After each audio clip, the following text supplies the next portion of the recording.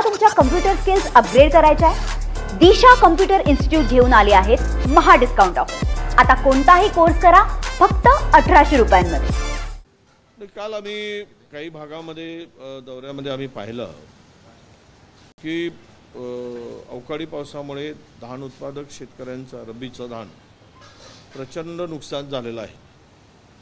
आता थातूर मातूर सर्वे करण्याचं काम आम्ही ज्या ठिकाणी फोन करतो तिथे सुरू आहे, पण जिथे मात्र शेतकऱ्यांचं नुकसान होऊ नये सरकारने स्वतःकडून की यांचे पंचनामे करा आणि पंचनामे करून सरकारकडे रिपोर्ट सादर करा, अहवाल सादर करा, असं कुठलाही आदेश या सरकारने दिलेला नाही।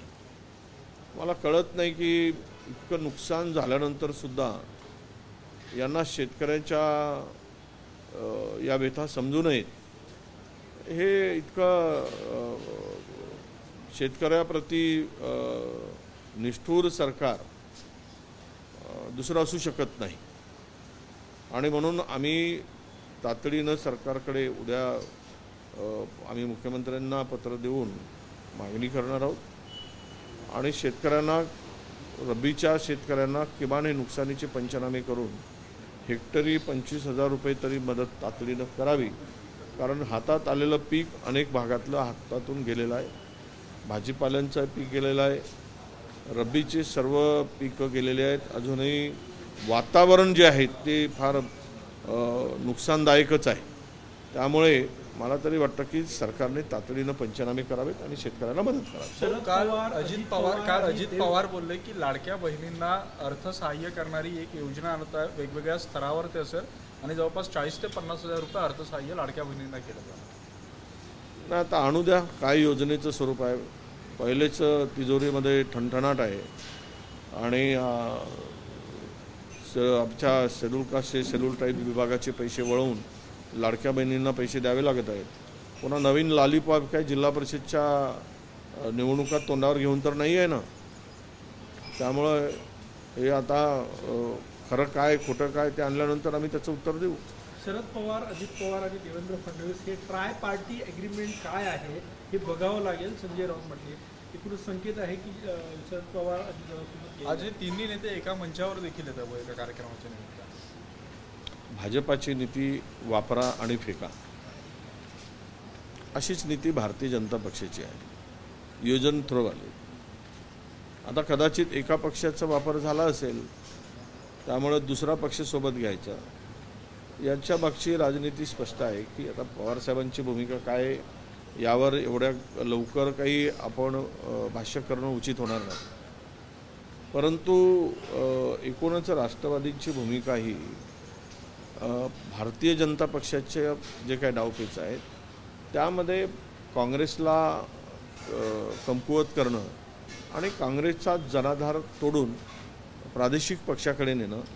राष्ट्रीय पक्ष कमकुवत झाला की स्पर्धक राहणार नाही राष्ट्रीय स्तरावर, त्यामुळे प्रत्येक राज्यामध्ये त्यांचे ते प्रादेशिक पक्षाला खतपाणी घालून ते झाड मोठं करायचं ते प्रयत्न करतात आणि काही दिवसानंतर मग खतपाणी आणि पाणी बंद करून टाकतात, म्हणजे दोन्ही उद्देश त्यांचे साध्य होतात। त्यामुळे त्याचा एक भाग असू शकतो असं मला वाटतं। झेंडावंदन करू दिलं म्हणजे पालकमंत्रीपद मिळालं असं होत नाही असा टोला मारलेला आहे भरत गोगावले यांनी। अजूनही पालकमंत्रीपदाचा तिढा अजूनही कायम आहे, एवढे महिने झालेले आहेत सरकार स्थापन। काय गोगावले बोलत आहेत, पण गोगावले काही दाखवत नाही, जरा मराठा बाणा काही दिसत नाही त्यांचा एकूण दाढी, त्यांचा मिशी, सगळा रुबाब पाहिल्यानंतर कधी ते पीळ देऊन मिशीला आणि दाढीला हात मारून मांडीवर थाप देऊन कधी उतरतील तर खऱ्या मर्दानकी आहे। निवड बोलून उपयोग काय? त्यामुळं त्यांच्या तोंडाला आता झाला, आता 6 महिने होऊन गेले, त्यांनी चांगला धडाकेबाज या संदर्भातली भूमिका स्वभावानुसार स्पष्ट करावी, नाहीतर सकाळी उठून ब्रश बदलण्यासारखी भूमिका बदलून उपयोग होणार नाही। स्थानिक स्वराज्य संस्थांच्या निवडणुका कधीही लागू शकतात, सुप्रीम कोर्टाचे निर्देश आहे। काँग्रेस कशी तयारी करतोय, स्वबळावर तयारी करतोय की महाविकास आघाडी म्हणून तयारी करतोय? काही चर्चा सुरू आहे का या सगळ्याच्यावर? उद्या दिल्लीमध्ये या संदर्भातली बैठक राहुलजी आणि मल्लिकार्जुन खरगे साहेबांच्याकडे आहे. महाराष्ट्रातील काही प्रमुख नेत्यांना बोलवलेलं आहे आणि त्या बैठकीमध्ये ही चर्चा होईल. त्यानंतर झालेली चर्चा आम्ही आणि दिलेले आदेश हायकमांडने ते आम्ही तुम्हाला सांगू. ऑपरेशन सिंधूरनंतर विशेष अधिवेशन जे आहे ते शिंदे सेनेच्या वाटेवर आहे. विधानसभा निवडणुकीमध्ये निष्ठावंत कार्यकर्त्यांना डावलण्यात आल्यामुळे त्यांच्यामध्ये नाराज असल्याचं बोलण्यात जात आहे. तरी आगामी निवडणुकीच्या पार्श्वभूमीवर काँग्रेसला मोठा फटका. जाऊ द्या ना, जेवढा कचरा साफ होईल तेवढा होऊ द्या. ज्यांना सत्तेचा मोह आहे, ज्यांना सत्तेशिवाय जगू शकत नाही, तर हे कचऱ्याच्याच गणतीमध्ये आहे. त्यामुळं हे कचरा स्वच्छ झाला की नवीन लोकांना संधी मिळेल. पण हे ज्या पद्धतीनं लोकांचे पक्ष फोडून कोणी काही विचार करत असेल तर जे मूळ पक्षाशी बेईमानी करतात ते उद्या तुमच्याशी बेईमानी करतील. हा विचार करून दुसऱ्या लोकांनी तो निर्णय घ्यावा. अजित पवार आणि सुप्रिया सुळे एकत्र येण्याची चर्चा आणि या संदर्भात पुण्यातील राष्ट्रवादी काँग्रेसचे नेते अंकुश काकडे यांनी सुप्रिया सुळेंना पत्र लिहिलं आणि त्या संदर्भात ते प्रदेश आम्हाला आनंद आहे. आम्हाला आनंद याचा आहे की सगळे काँग्रेस सोडून सगळे जर एकत्र येत आहेत तर मग आम्हीच प्रमुख विरोधी पक्ष आहोत. त्यामुळे काँग्रेसचा जनाधार ठरलेला आहे. काँग्रेसच्या विचारधाराला मानणारा, काँग्रेसच्या आयडिओलॉजीला मानणारा, काँग्रेसबरोबर असलेला मतदार तो अजूनही आमच्यासोबत आहे. ठीक आहे, काही ठिकाणी डिस्टर्ब झाला असेल, पण त्यामुळे महाराष्ट्रात जर असं काय होत असेल तर तो त्या पक्षाचा निर्णय आणि त्यांचा निर्णय आहे. परंतु आमची भूमिका ही महाराष्ट्रामध्ये समविचारी पक्षाला सोबत घेऊन चालण्याचीच आहे आणि ती भूमिका आमची कायम आहे. डीजीएमओ को लेकर आज दोपहर में 12 बजे बैठक हो रही है. पाकिस्तान के साथ ये दूसरी बैठक है, कैसे देखते हैं? देखिए, जो गंवाना था हमने गंवा चुके. जो मुझे तो इसके बारे में बहुत सारी शंकाएं उपस्थित की जा रही है कि जो युद्ध विराम हुआ उस बार को हो सकता है कि इसमें अमेरिका को से कुछ दोस्तों के लिए फ़ायदे की बात होगी, नहीं तो अमेरिका के सामने झुकने की ज़रूरत क्या थी? कौन लगाए अमेरिका? क्या हम अमेरिका को इतना तजुर्बा देने की आवश्यकता क्यों पड़ी? इसमें कुछ तो दाल में काला जरूर है. देखो, भारत की आर्मी और भारत की शक्ति ये तो पाकिस्तान की औकात ही नहीं हमारे सामने खड़ा होने की. फिर भी हम लोग अगर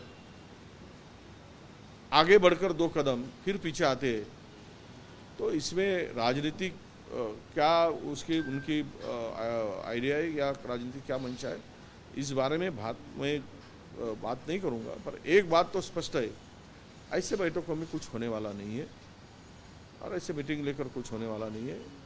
जो सरकार ने कमाई थी वो सब वो उन्होंने गवा चुके. संजय राउत ने ऐसा कहा है कि भाजपा के नए पापा ट्रंप हैं.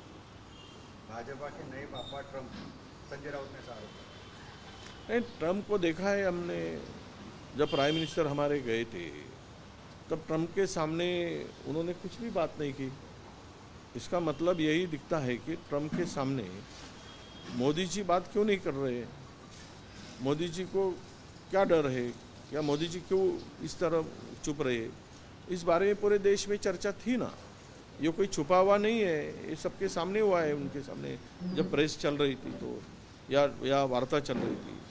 तो सवाल यही है कि आज जो वार रोका गया और इसका क्रेडिट जो ट्रंप ने लिया और हमने रुकवाया, इसका मतलब यही है कि भारत हमारी मुट्ठी में है या कंट्रोल में है.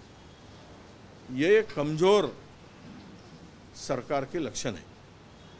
ये कमज़ोर सरकार के इस तरह से रोकना कमज़ोर सरकार नज़र आती है और ये हिंदुस्तान में दिख रहा है. कोई कल परसों ये सब कुछ नहीं हुआ है. आज़ादी के बाद चाहे ये 62 का वार हो, 65 का वार हो, 71 का वार हो, हमेशा हमने अपने पक्ष का फायदा उठाया और हमेशा वार में जीत